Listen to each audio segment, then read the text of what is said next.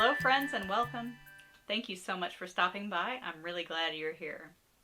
If you're new here, my name is Becca and this channel is all about my love for spinning, knitting, weaving, crocheting, sewing, all the fiber things. If you're enjoying this fiber adventure, please consider leaving a like or a comment or subscribing to my channel. I invite you to grab whatever project you have on the go and join me. Let's make some stuff. I thought I'd start today with what I'm wearing. This is the Easy Top-Down Raglan Cardigan by Chau, and it's a super simple pattern, very easy to modify. I made this out of a mix of hand-spun yarn and commercially available yarn, and in these colors of greens and browns, some natural sheep colors as well. It's wool and alpaca. Not in the same yarn. So some of the yarns were alpaca, some of the yarns were wool. Some of them I think might have been blends. But anyway, I had these yarns in my stash, and I thought they just gave off this sort of wood elf kind of a vibe, and I just really dug that and wanted to make this cardigan. But my favorite part about this sweater is the clasps that I purchased from a seller on Etsy called Patterns of Time, and I'll put a link to both the pattern and the Etsy shop in the description so that you can find those. And I'll also show you up close these beautiful clasps, metal clasps that have entwined creatures in them. And I just think that was the greatest finishing touch for this super simple sweater. I am really excited to cast on for our winter knit along, or one ring scarf along. And I really hope that you will consider joining us in this knit along, either making the one ring scarf or another double knitting project of your choice. I've already signed up for the One Ring Scarf Along group on Ravelry, and I'll be sharing my progress there as well as here on YouTube. And I would love to see your progress by tagging me either on Ravelry or on Instagram or in the comments down below these videos. So I'm making my one ring scarf out of this yarn. This is a single ply blend of merino and silk from the Farmer's Daughter Fibers. The base is called Foxy Lady. It's 70% merino, 30% silk. And the color names, I just love the color names. This one is the Lazy Moose, the dark brown, and this sort of orangey copper color is called Mad Mardigan. So I thought these were perfect for the one ring scarf, gave a nice contrast. And you need between 400 and 600 yards of each color to make the one ring scarf. I'm doing mine on size 1 straight needles, US size 1. So super tiny, but I think it's going to give me a really nice fabric. And I am super excited to cast on, and I hope that you'll cast on alongside with me. So let's cast on.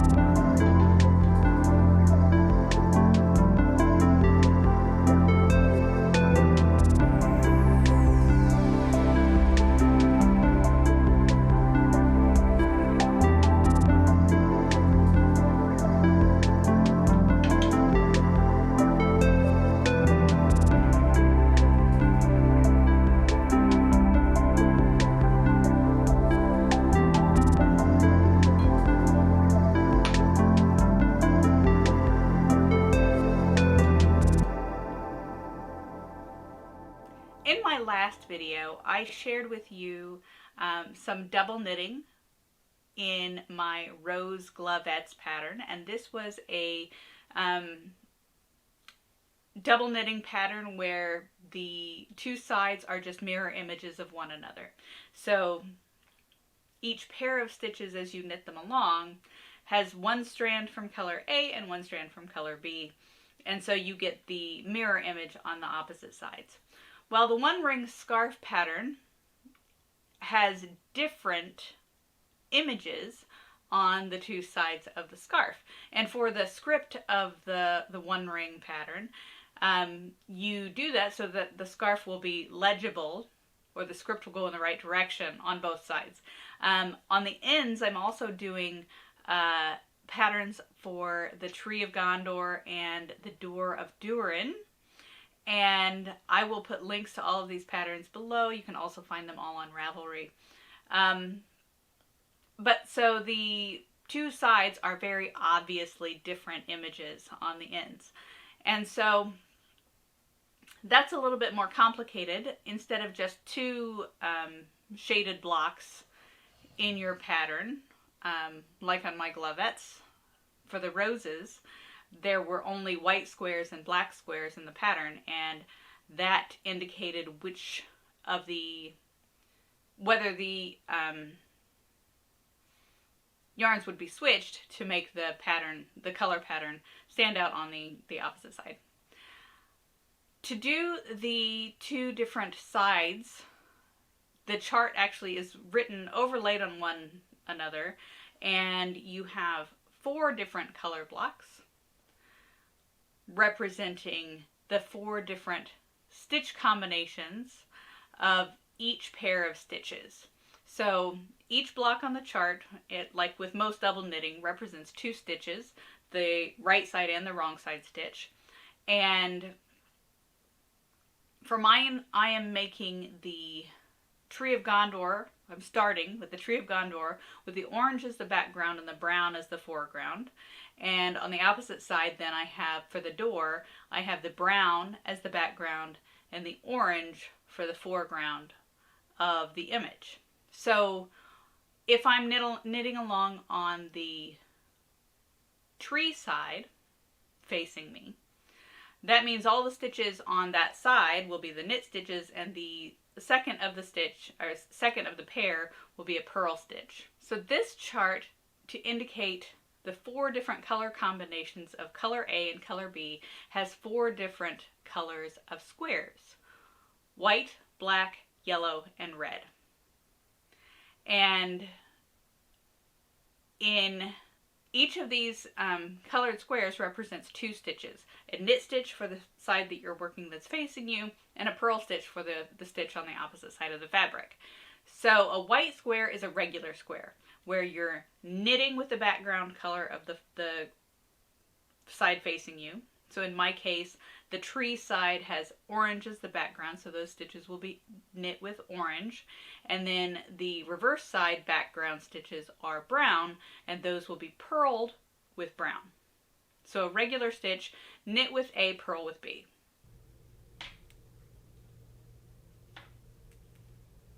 You have reversed stitches where those are swapped. So you are going to knit with B, purl with A, and that will make a brown stitch on my tree side and an orange stitch on the right, the door side. And I'm going to show all of this in footage, so hopefully this will make sense. So you've got white stitches, which are regular stitches. You've got reverse stitches, which on my pattern are red. So that means regular stitches, knit with A, purl with B. Reverse stitches, knit with B, purl with A.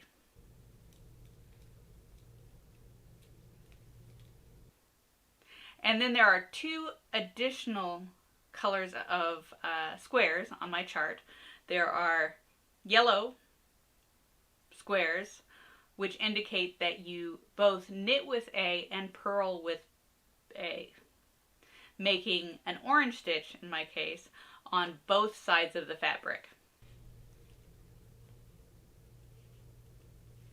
And then finally, there are black squares on my chart, which indicate that both stitches on both sides of the fabric are going to be made with B, which in my case is the brown. So I will knit with the brown, purl with the brown, or knit with B, purl with B.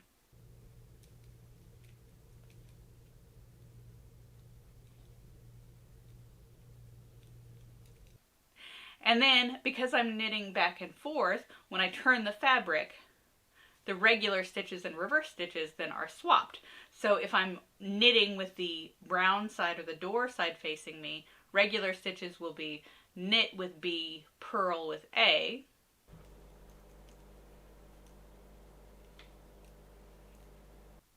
And then the reverse stitches will be switched, so I will knit with B, I'll knit with A, purl with B on the brown side.